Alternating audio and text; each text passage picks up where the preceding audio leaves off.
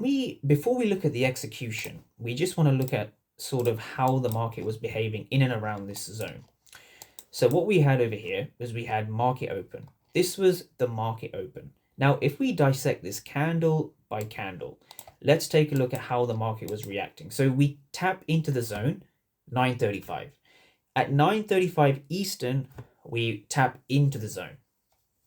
Now, when we tap into the zone, what's interesting is we have a bearish candle with a long wick. Now, if we just take a look at this, same with this over here, we had two very large wicks over here.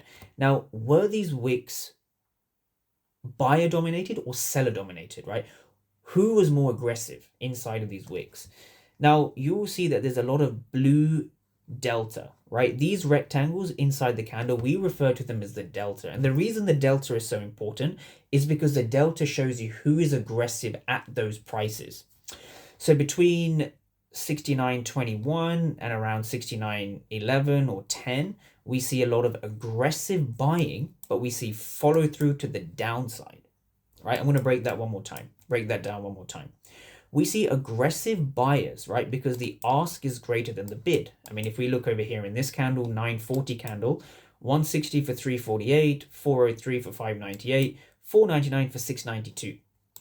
So yes, we're seeing more aggressive buyers, but they are not being rewarded. Now, this is the whole principle of order flow.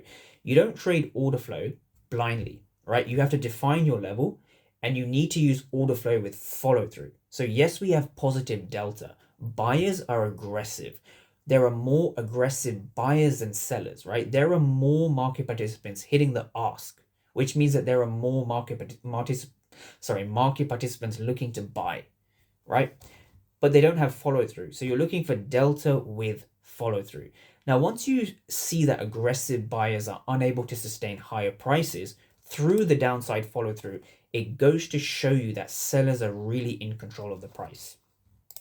And that is what was going on inside of this zone.